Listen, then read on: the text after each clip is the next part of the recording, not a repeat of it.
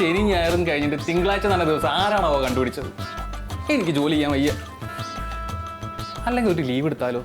ആ അല്ല, അതിന് മാത്രം ലീവ് ഇപ്പോൾ എവിടെയുള്ളത്? ഇനി ഇതാഴ്ച ഞാൻ തള്ളി നിൽക്കണല്ലോ എൻ്റെ ഭഗവാനെ.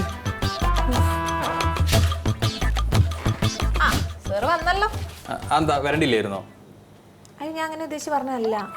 എന്നാ എനിക്ക് അങ്ങനെ ഒരു ഉദ്ദേശമുണ്ട്. എനിക്ക് വരണ്ടില്ലായിരുന്നു തോന്നുന്നുണ്ട്. അല്ല, ശനി ഞായറും കഴിഞ്ഞ് തിങ്കളാഴ്ച ഓഫീസിലേക്ക് വരാൻ മായ്ക്ക് ഒരു ബുദ്ധിമുട്ടുമില്ല. ഇവിടെ ശനി ഞായറും കഴിഞ്ഞ് തിങ്കളാഴ്ച വരാൻ ഒരു ഓഫീസ് ഉണ്ടല്ലോ എന്നുള്ള ആശ്വാസമാണ് എനിക്ക്. രാകേഷിന് ഒരു കാര്യം അറിയാമോ? ഞങ്ങളുടെ ഹോസ്റ്റലിൽ പകുതി പേർക്കും ജോലി പോലും ഇല്ല. എന്നിട്ട് അവർ മന്തിൻ്റെ ആകുമ്പോൾ വാടക കൊടുക്കാൻ വേണ്ടിയൊക്കെ കിടന്ന് കഷ്ടപ്പെടുന്ന കാണണം. മായ, ജീവിതത്തിൽ ക്യാഷ് ആണോ വലുത്? അപ്പൊ ജീവിതത്തിൽ വലിയൊരു ഭാഗമല്ലേ ക്യാഷ്? അതിനുവേണ്ടിയല്ലേ ഈ കിടന്ന് നമ്മളീ കഷ്ടപ്പെടുന്നത്? അതാണ്. പക്ഷെ അത് മാത്രം മതിയോ? പിന്നെന്താ വേണ്ടേ? അത് പിന്നെ രണ്ടുപേരും നേരത്തെ എത്തിയോ? Good morning. Good morning sir. Weekend ഒക്കെ അടിച്ചു വിളിച്ചോ? അങ്ങനെ പ്രത്യേകിച്ച് അടിച്ചു വിളിക്കാനൊന്നും ഇല്ലായിരുന്നു സാർ. ആണോ? എന്നാ അധികം അടിച്ചു വിളിക്കാനൊന്നും നിൽക്കണ്ട. നമുക്കേ ഒത്തിരി പെൻഡിങ് വർക്ക് കിടക്കുക. ഞാൻ എല്ലാം മെയിൽ ചെയ്യുന്നുണ്ട്, ചെയ്തേക്കണേ. ഓ സാർ. ശരി. കണ്ടോ ഇപ്പം എങ്ങനെ ഇരിക്കുന്നു? ഇതാണ് ഞാൻ തിങ്കളാഴ്ച ഓഫീസിലേക്ക് വരാൻ മടിക്കുന്നത്. രാവിലെ തന്നെ ഒരു നാളില്ലാത്ത ജോലികൾ കൊണ്ടുവന്ന് തള്ളിക്കോളും. മനുഷ്യനല്ലേ, ഇതൊക്കെ എങ്ങനെ ചെയ്തു തീർക്കും? ഇയാൾക്കൊരു ബോധമുണ്ടോ? ആ അഭിപ്രായം രാകേഷിന് മാത്രമേ ഉണ്ടാവൂ. അതെന്താ അങ്ങനെ പറഞ്ഞത്? ഈ ഓഫീസിൽ എല്ലാവരും ആസ്വദിച്ചിട്ടാണല്ലോ ജോലി ചെയ്യുന്നത്. എല്ലാവരുടെയും കാര്യമൊന്നും എനിക്കറിയില്ല. പക്ഷെ രാകേഷിന്റെ ഒരു ചങ്ക് ബഡ്ഡി ഉണ്ടല്ലോ, മനു എന്തായാലും ഈ വർക്കൊക്കെ നല്ല ആസ്വദിച്ച് തന്നെ ചെയ്യുന്നത്. അതെന്താ അങ്ങനെ പറഞ്ഞത്? അതിരാവിലെ വന്ന് കമ്പ്യൂട്ടറിന്റെ ഫ്രണ്ടിൽ ഇരിപ്പുണ്ട് ആള്. ഇതുവരെ അവിടെ നിന്ന് അനങ്ങിയിട്ട് പോലും ഇല്ല. അവനൊപ്പം വന്ന് എപ്പോഴേ വന്ന്. ഓഹോ, അപ്പൊ ഈ മാസത്തെ ബെസ്റ്റ് എംപ്ലോയി അവാർഡ് വാങ്ങാനുള്ള പരിപാടിയാണ്. അവനെ ഞാനൊരു അവാർഡ് കൊടുക്കുന്നുണ്ട്. എവിടെ അവൻ? ഇന്ന് ഞാൻ അവനെ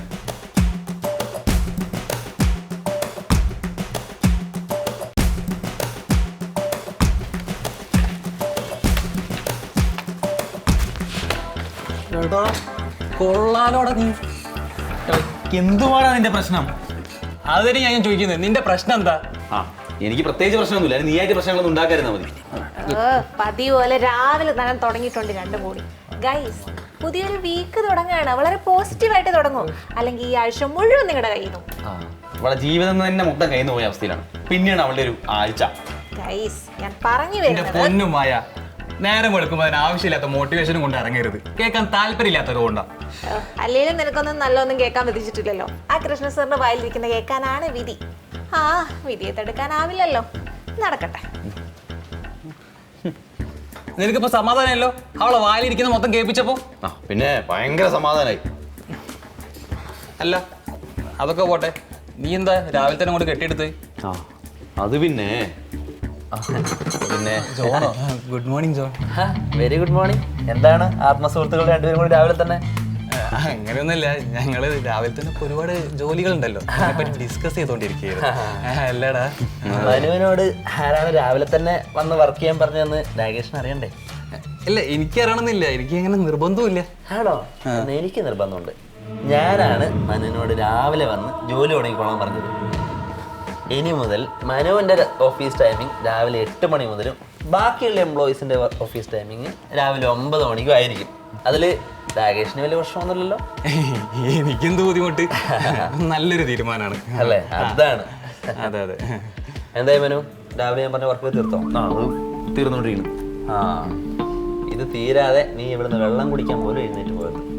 തീർത്തിട്ട് പോയാൽ മതി. ഉറപ്പായിട്ടും. കേട്ടല്ലോ? എന്നാ പിന്നെ ആത്മസുഹൃത്തുക്കളൊക്കെ കഥ പറഞ്ഞിരിക്കും. നമുക്ക് കാണാം. ശരി, കാണണമല്ലോ.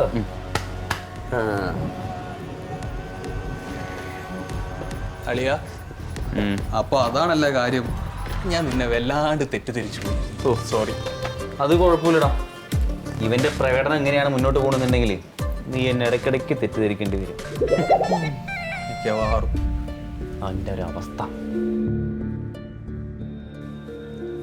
ജോൺ, ഇരിക്കും.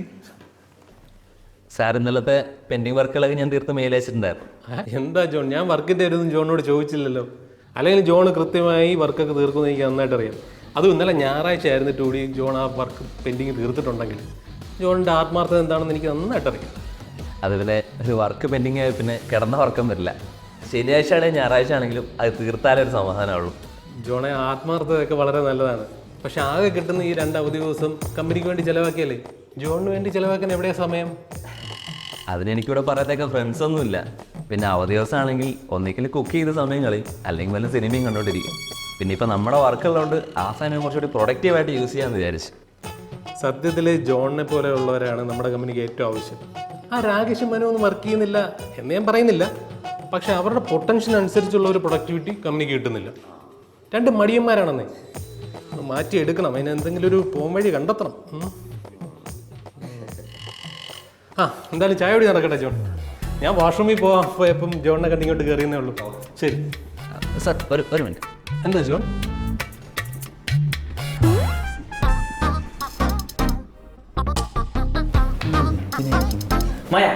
മായക്കെങ്കിലും ഒരു സാറന്തിനെ കുഴപ്പച്ചിരുത്തിക്കുന്നു. എനിക്ക് എങ്ങനെ അറിയാനാ? കൃഷ്ണ സാറ് നിങ്ങൾ രണ്ടുപേരും വിളിച്ചോണ്ട് വരാൻ പറഞ്ഞു, ഞാൻ വിളിച്ചോണ്ട് വന്നു, അത്രേ ഉള്ളൂ. ഓ, ഈ പറഞ്ഞത് ഞാൻ ഒരിക്കലും വിശ്വസിക്കില്ല. കാരണം കൃഷ്ണ സാറിന്റെ ഇപ്പോഴത്തെ മനസാക്ഷി സൂക്ഷിപ്പുകാരി നീയാണെന്ന് എനിക്ക് നന്നായിട്ട് അറിയാം. ഓഹോ, അറിയാവോ? അപ്പൊ എന്തിനാണാവോ ഈ ചോദ്യം ഇപ്പൊ എന്നോട് ചോദിച്ചത്?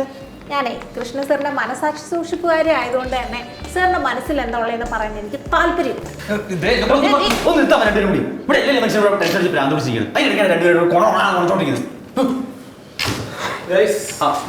സോറി, ഇന്ന് വളരെ തിരക്കുള്ള ദിവസമാണെന്ന് അറിയാം, പക്ഷേ ഇന്ന് വളരെ അത്യാവശ്യമുള്ള ഒരു കാര്യം പറയാനാണ് നിങ്ങൾ വിളിച്ചത്. എന്താണ് സാർ? എന്താണ് സാർ? എന്റെ മനു ഇങ്ങനെ അക്കൗണ്ട് ചോദിക്കുന്നു വേണ്ട, ഞാൻ പറഞ്ഞു തരാം. നമ്മൾ പുതിയ ഫിനാൻഷ്യൽ ഇയറിലേക്ക് കടക്കുന്ന സ്ഥിതിക്ക് കമ്പനി കുറച്ച് പുതിയ സ്റ്റെപ്പുകൾ എടുക്കുന്നുണ്ട്. പ്രൊഡക്ടിവിറ്റി കൂട്ടുക, കമ്പനിയുടെ എംപ്ലോയീസിനെ ഓഫീസ് അവേഴ്സിൽ മാക്സിമം ആക്റ്റീവായി നിർത്തുക, അങ്ങനെ അവരുടെ പ്രൊഡക്ടിവിറ്റി മാക്സിമം കൂട്ടുക. നമ്മുടെ ബെസ്റ്റ് എംപ്ലോയീസ് പോലും പലപ്പോഴും അവരുടെ പൊട്ടൻഷ്യൽ മാക്സിമം യൂസ് ചെയ്യാതിരിക്കുന്നു എന്നൊരു അവസ്ഥ ഉണ്ടല്ലോ, അപ്പോൾ അത് ഒഴിവാക്കണം. അപ്പോൾ സാറിനി എന്താണ് ചെയ്യാൻ ഉദ്ദേശിക്കുന്നത്? നമ്മൾ എംപ്ലോയീസിന് വേണ്ടി ഒരു ട്രെയിനിങ് സെഷൻ നടത്താൻ തീരുമാനിച്ചിരിക്കുകയാണ്. ട്രെയിനിങ് നടത്തുന്നത് വളരെ അനുഭവ സമ്പത്തുള്ള ഒരാൾ തന്നെയാണ്. ഇത് ആക്ച്വലി ജോണിന്റെ ഐഡിയ ആണ്. ജോണാണ് ട്രെയിനറിനെ റെക്കമെൻഡ് ചെയ്തത്. എങ്ങനെയുണ്ട്? നല്ല ആശയം. നല്ല ബെസ്റ്റ് ആശയം. അപ്പോൾ ട്രെയിനിങ് നമുക്ക് നാളെ തൊട്ട് തുടങ്ങാം. തൽക്കാലം ഇന്നത്തെ ജോലിയാണ്.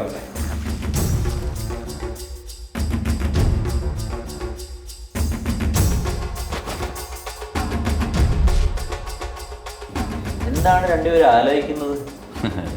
ഞങ്ങളിങ്ങനെ വെറുതെ ട്രെയിനറായിട്ട് വരുന്നത് ആരാണെന്നായിരിക്കുമല്ലേ ആലോചിച്ചത്? അല്ല, അതെ, അങ്ങനെ ആലോചിച്ചു. ആരാ? നിങ്ങൾക്ക് അറിയാവുന്ന ഒരാൾ തന്നെയാണ് ട്രെയിനറായിട്ട് വരുന്നത്. ആരാ? ആരാ? നിങ്ങളുടെ പ്രിയപ്പെട്ട കൂട്ടുകാരൻ ശ്യാം, നമ്മുടെ പഴയ ശ്യാമേ. ശ്യാമോ?